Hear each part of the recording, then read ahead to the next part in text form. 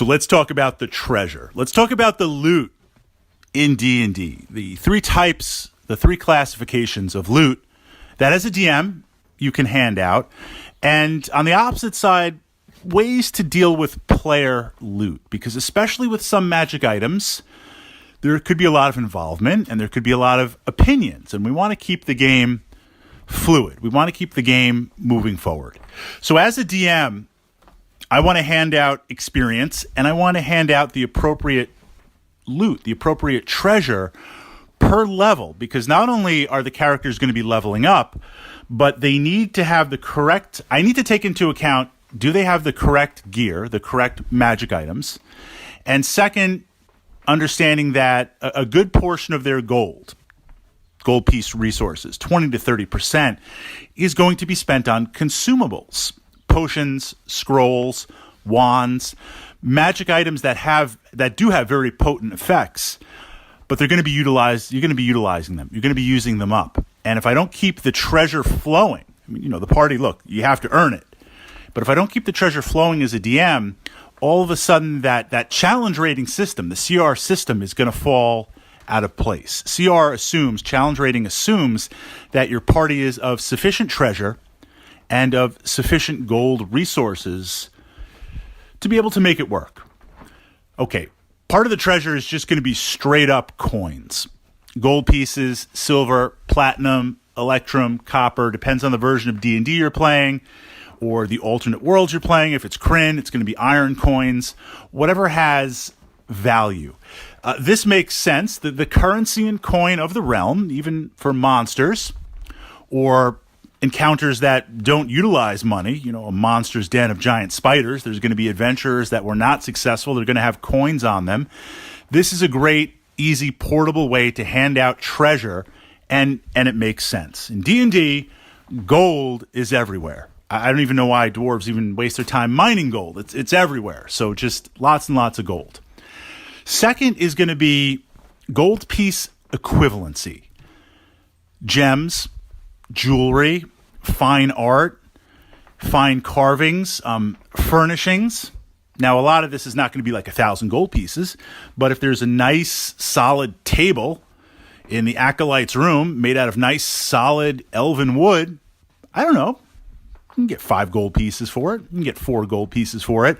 I remember one adventure where the rogue, the dwarf, and the magic user in the party, they were raiding this kind of cult. They defeated the evil cleric, trying to establish a new chapter in the city. And in defeating the stronghold, of course, naturally the cleric's quarters had a couple of nice things. I furnished it with the perspective of kind of like the ultimate bad guy's lair, where he retreats to his lair and he's got the room and the furnishings, and clearly he's living off of the donations of this evil cult that he was looking to form. So right away, the party defeats him. They got a nice suit of chainmail. They got a nice magical mace, some gold. They got like some holy symbols that they were going to melt down. The usual treasure. And the dwarf is now looking, as I described the room, and I could see the player was like, okay, there's this nice art on the wall. That's got to be worth something. It's a nice wooden bed. I don't know. That might be worth something. There's some nice kegs of wine in the corner. That's definitely worth something. So next thing I know, the party's resting and the wizard is memorizing mass amounts of floating discs so they can float all this loot out of there. And it was like a moving company. They just took everything. And maybe it was only worth 150 gold pieces. I won't say become obsessive like that. But as a DM, there are going to be some items, some physical goods that you can sell. And it might even be a suit of armor, a sword, and a shield. You get 20 or 30 gold pieces for it. At the lower levels, coin is coin. That's 2 healing pots that might be on the way to another potion. So as a DM, you want to populate and realize that they can take and sell this stuff. How they get it out, how they do it, the prices that you negotiate, that's going to be worked out based on encumbrance and other things, but we push that out. Now we get to magic items. This is the bread and butter of D&D, and this is part of the excitement because certainly character abilities are very exciting, but getting some magic items, right? I'm sure you can think back, even if you've only recently started playing D&D, you know the magic items your character has. That's part of your gear. That's part of your kit. That's part of just the personality of your character. So the chance for magic items, you kick down that door in the dungeon, you're going to ransack the dungeon. There might be some good stuff in there. Let's take a look. Let's see what's in there that we can utilize. I hand out magic items. I try to do, certainly if it's a stock adventure, if I'm running, the adventure's already been created.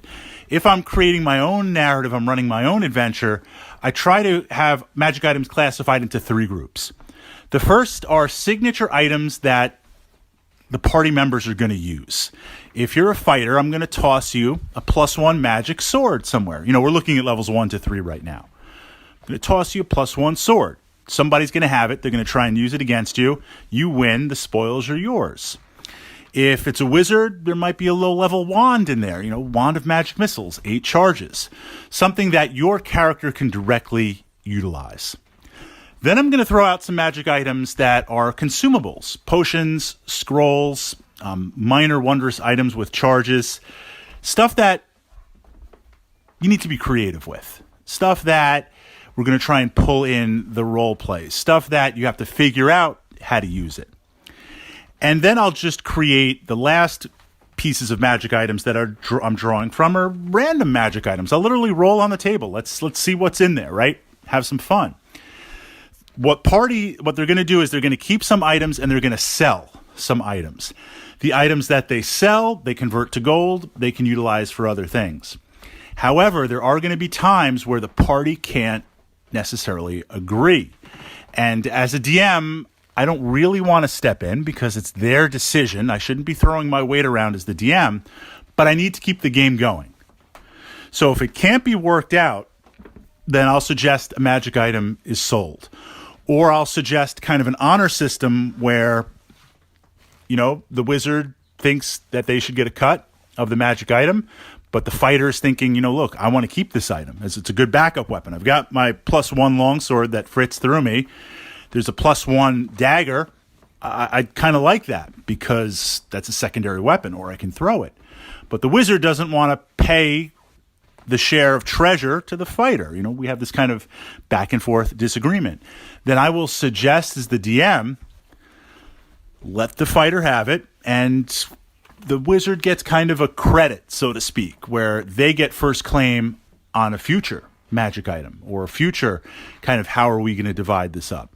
The party does need to divide things up. And with magic items, again, this can become a little bit of a challenge. Gold is gold.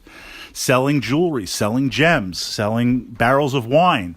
No one's going to keep that. They're going to convert it to gold. So this is something that we need to navigate and that we need to kind of keep in mind as a DM.